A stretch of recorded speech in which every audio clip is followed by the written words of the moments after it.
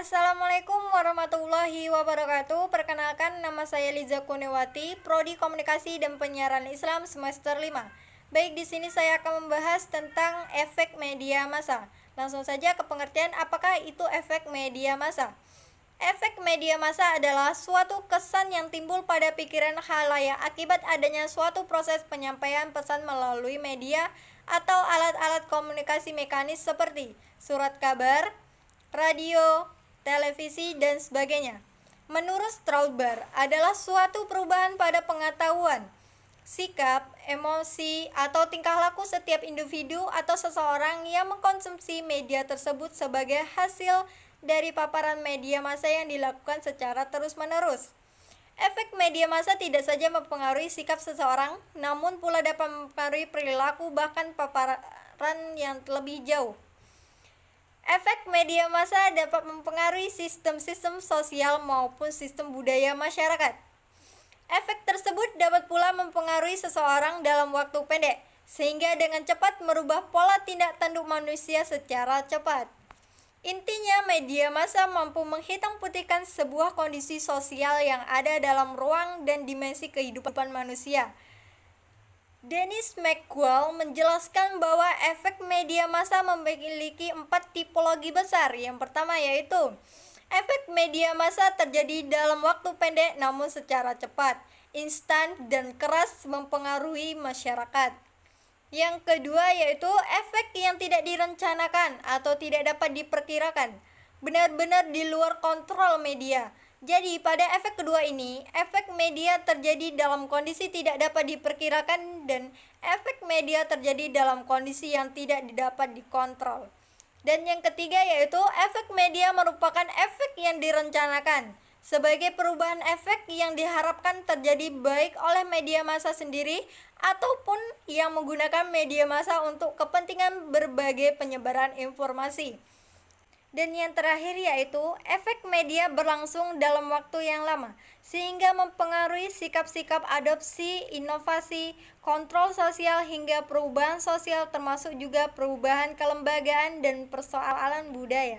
Selanjutnya, terdapat beberapa alternatif teori yang bisa digunakan untuk menjelaskan mengenai efek-efek atau dampak dari media, yaitu yang pertama, teori jarum suntik atau teori model peluru.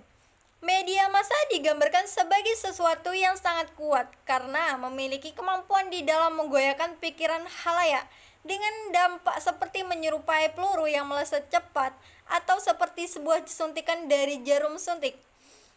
Teori ini mengemukakan bahwa pesan yang disampaikan melalui media massa seolah seperti jarum yang disuntikkan kepada khalayaknya, sehingga mampu mengubah pikiran, pandangan, maupun perilaku khalayaknya secara langsung, yang mendapatkan pesan dari media tersebut. Dan yang kedua adalah teori kultivasi. Pemaparan suatu berita atau informasi yang dilakukan secara terus-menerus akan memupuk pandangan khalayak atau penerima terhadap realitas yang terjadi di dunia.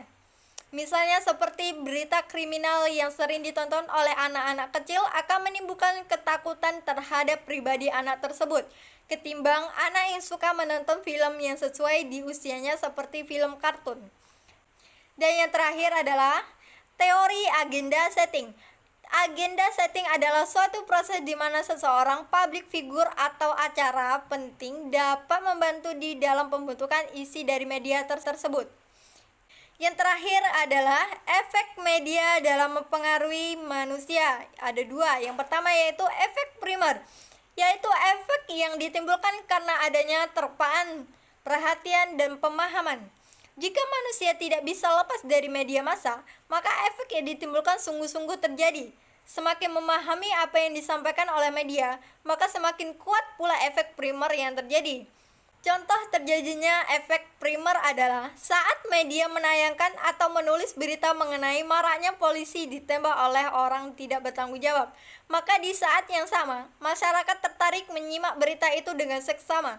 Yang kedua adalah efek sekunder, yaitu efek yang ditimbulkan karena adanya perubahan tingkat kognitif atau perubahan pengetahuan dan sikap, dan perubahan perilaku atau menerima dan memilih. Yang termasuk dari efek sekunder adalah perilaku penerima yang ada di bawah kontrol langsung di si pemberi pesan. Contoh terjadinya efek sekunder adalah saat media mengulas tentang peristiwa penembakan polisi oleh orang yang tidak bertanggung jawab, maka reaksi masyarakat begitu beragam. Mereka lebih berhati-hati. Tidak hanya polisi yang membekali diri, masyarakat pun akhirnya melakukan hal serupa, yaitu membekali diri mereka dengan memberi rompi dan helm anti peluru. Terbukti bahwa tingkat penjualan rompi dan helm anti peluru mengalami peningkatan. Sekian dari saya, itulah hasil presentasi dari saya tentang apa itu efek media massa.